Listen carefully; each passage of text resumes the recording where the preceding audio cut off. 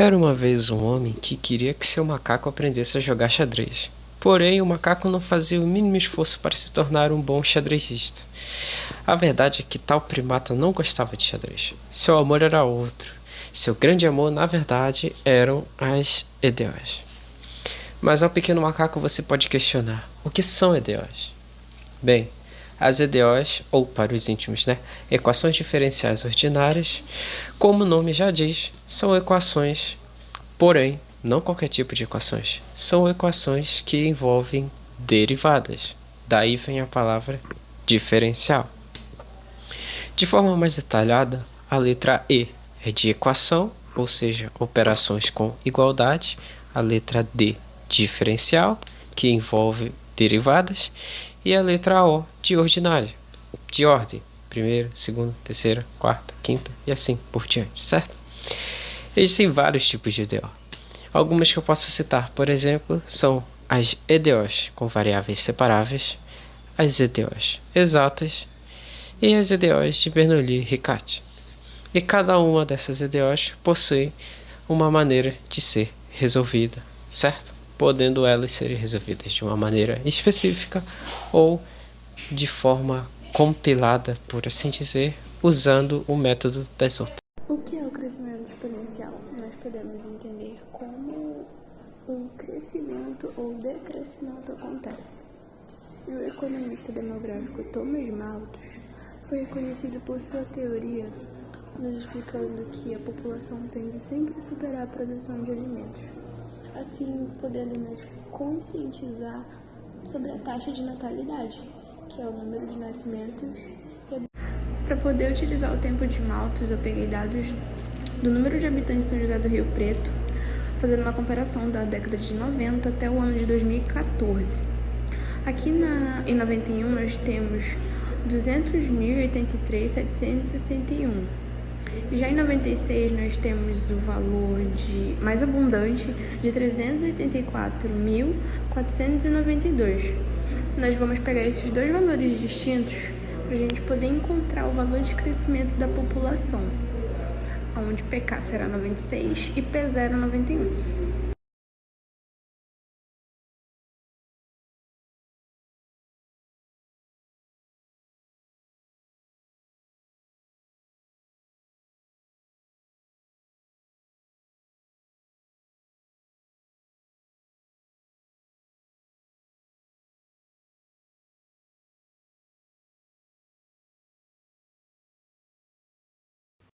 A radioatividade é o nome dado ao fenômeno físico pelo qual o núcleo de um átomo encontra-se instável, ou seja, excessivamente energético, e a fim de atingir de volta a sua estabilidade, o átomo emite ao ambiente ondas ou partículas.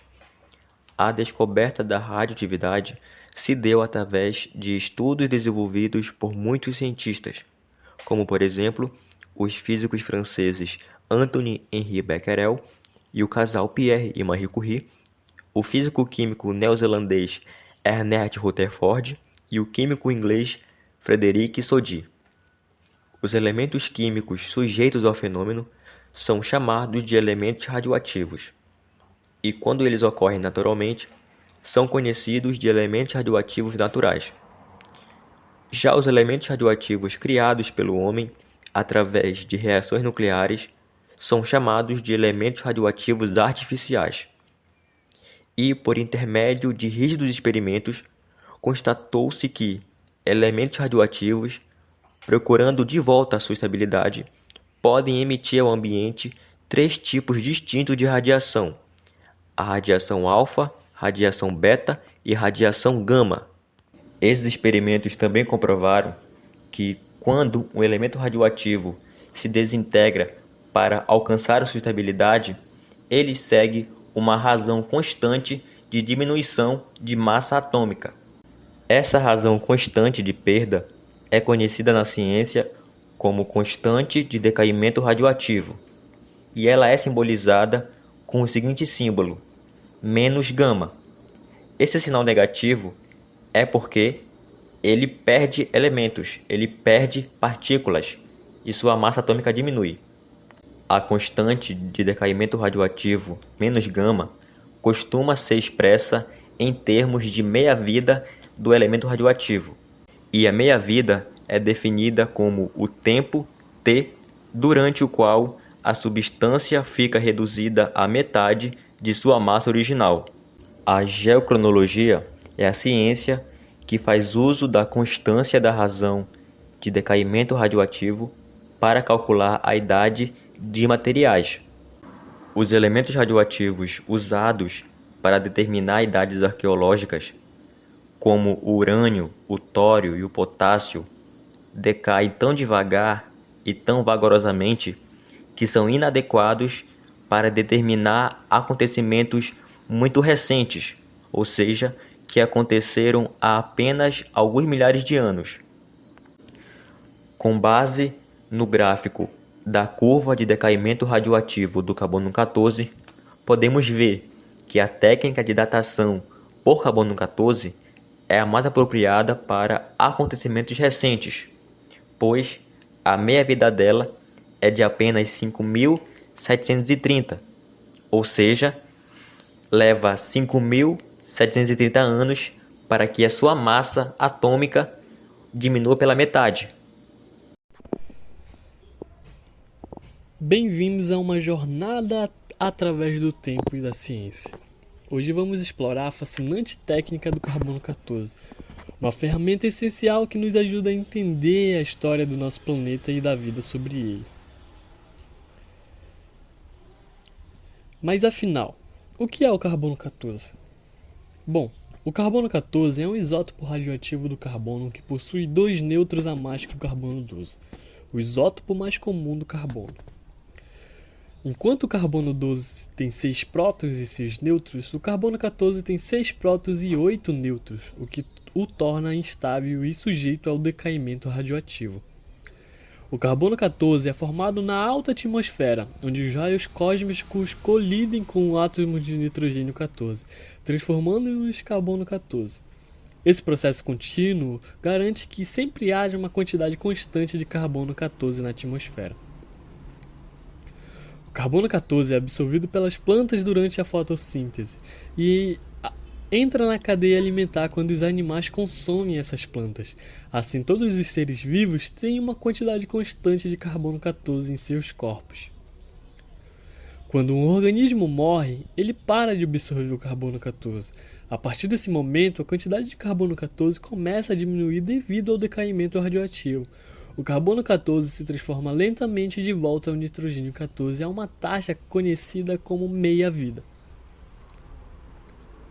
A meia-vida do carbono-14 é de aproximadamente 5.730 anos.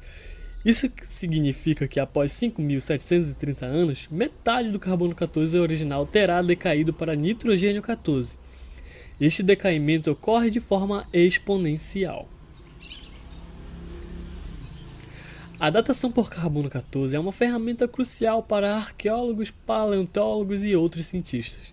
Eles utilizam para determinar a idade de fósseis, artefatos antigos e outros vestígios de organismos que viveram nos últimos 50 mil anos. No entanto, a datação por carbono-14 tem suas limitações. Ela é menos precisa para objetos muito antigos devido à diminuição da quantidade de carbono-14 residual, e não pode ser usada para datar materiais inorgânicos, como rochas. A datação por carbono-14 é uma janela poderosa para o passado, permitindo-nos entender melhor a história da Terra e da vida sobre ela. Graças a essa técnica, podemos desvendar mistérios antigos e aprender mais sobre o nosso mundo. Quem foi o criador da datação por carbono-14? Com o Prêmio Nobel de 1960, Willard Frank Lieber ficou para a história por ter criado um sistema conhecido universalmente que revolucionou a arqueologia e a antropologia, conhecido como datação do carbono-14 ou radiocarbono. Esse sistema é capaz de determinar, de forma muito aproximada, a idade de materiais que contêm um isótopo radioativo, até uma idade de cerca de 40 mil anos. Os estudos de Lieb tiveram origem numa descoberta realizada pelo físico norte-americano Serge Koff, em 1939. O trabalho de Koff afirmava que a Terra era constantemente bombeada por raios cósmicos que produziam nêutrons. Libby, que trabalhava com trítio, um isótopo radioativo de hidrogênio, já sabia da existência daquelas partículas na atmosfera, algo que se revelaria fundamental no seu trabalho posterior com o carbono 14. Libby deduziu que o carbono 14 radioativo gerado na atmosfera pelos raios cósmicos seria absorvido em primeiro lugar pelas plantas e transmitido posteriormente a todos os animais. Porém, o método de Libby tinha suas limitações.